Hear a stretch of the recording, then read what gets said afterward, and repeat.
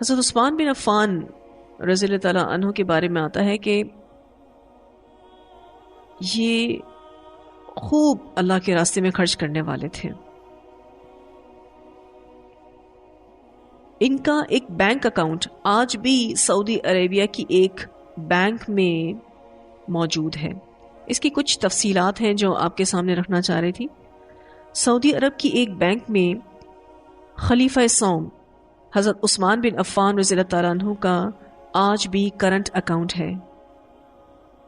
مدینہ منورہ کی میونسپلٹی میں حضرت عثمان بن عفان رضی اللہ تعالیٰ عنہ کے نام پر باقاعدہ جائیداد رجسٹرڈ ہے. آج بھی حضرت عثمان بن عفان کے نام پر بجلی اور پانی کا بل آتا ہے.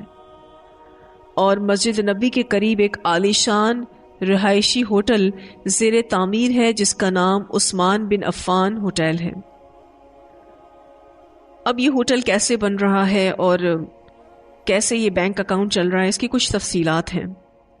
جب مسلمان ہجرت کر کے مدینہ منورہ پہنچے تو وہاں پینے کے صاف پانی کی بڑی قلت تھی.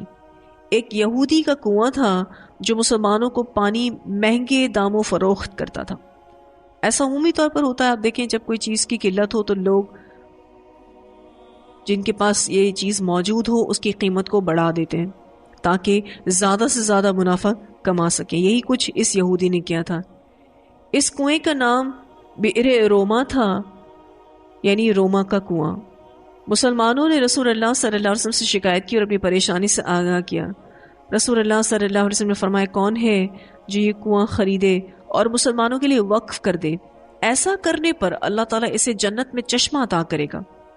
حضرت عثمان بن عفان رضی اللہ تعالیٰ عنہ یہودی کے پاس گئے.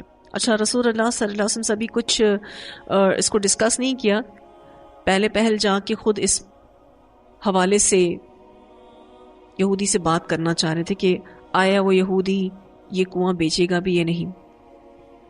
تو حضرت عثمان بن عفان یہودی کے پاس گئے اور کنواں خریدنے کی خواہش کا اظہار کیا. کنواں چونکہ منافع بخش آمدنی کا ذریعہ تھا اس لیے یہودی نے فروخت کرنے سے انکار کر دیا. پھر ان کو یہ تدبیر سوجی حضرت عثمان کو کہ میں اس کو جا کے کہتا ہوں آدھا کنواں مجھے دے دے. یہودی لالچ میں آ گیا.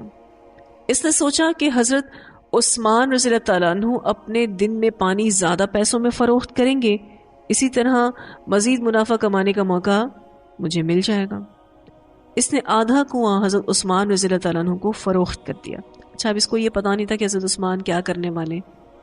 اس کو یوں لگا کہ میرا اتنا منافع بخش کاروبار دیکھ کر حضرت عثمان بھی اس میں میرے پارٹنر بننا چاہتے ہیں، اور لازماً جو دن ان کا ہوگا وہ اس میں اور مہنگا پانی بیچیں گے تاکہ وہ بھی زیادہ سے زیادہ نفع کما سکیں.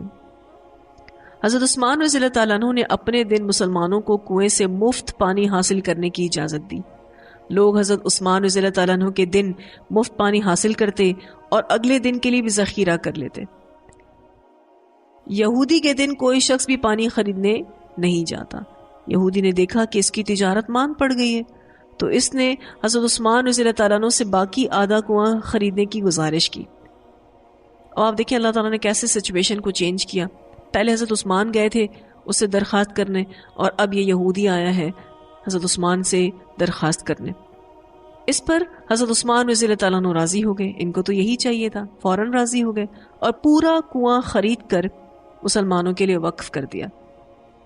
اس دوران ایک آدمی نے حضرت عثمان رضی اللہ تعالیٰ عنہ کو کنواں 2 گنا قیمت پر خریدنے کی پیشکش کی. اچھا، یہ ایک اور آزمائش آئی حضرت عثمان کے اوپر، کیونکہ اللہ سبحانہ تعالیٰ اپنے بندے کو چیک کرتا ہے کہ وہ اپنے اس خلوص میں کتنا زیادہ ہے، کتنا مضبوط ہے. حضرت عثمان رضی اللہ تعالیٰ عنہ نے فرمایا کہ مجھے اس سے کہیں زیادہ کی پیشکش ہے. اس نے کہا میں 3 گنا دوں گا. حضرت عثمان رضی اللہ تعالیٰ عنہ نے فرمایا کہ مجھے اس سے کئی گنا پیشکش ہے. اس نے کہا کہ میں 4 گنا دوں گا. حضرت عثمان نے کہا کہ مجھے اس سے کہیں زیادہ کی پیشکش ہے.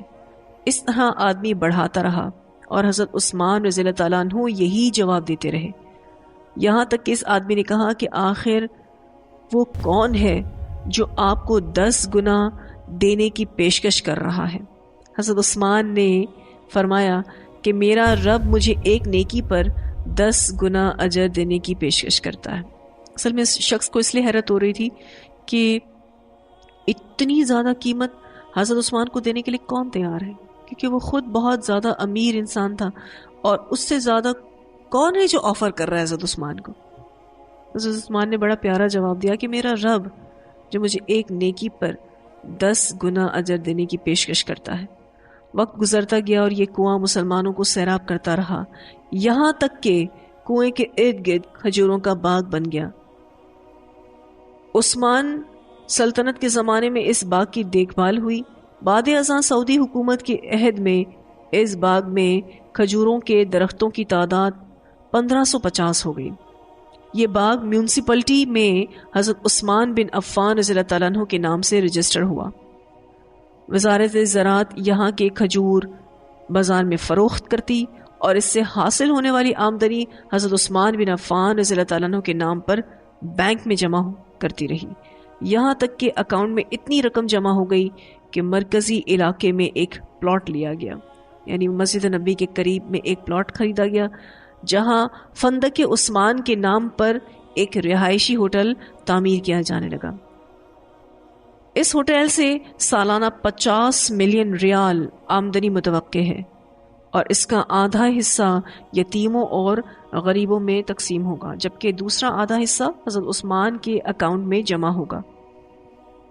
اب اس بات سے ہم اندازہ لگا سکتے ہیں کہ حضرت عثمان کے انفاق کو اللہ تعالیٰ نے کیسا قبول کیا اور اس میں کیسی برکت دی کہ قیامت تک کے لیے ان کے لیے صدقہ جاریہ بن گیا۔ تو جب اللہ کے راستے میں ہم خرچ کرنے والے بنتے ہیں تو اللہ تعالیٰ پھر اس کو کئی گنا بڑھا کے عطا کرتا ہے۔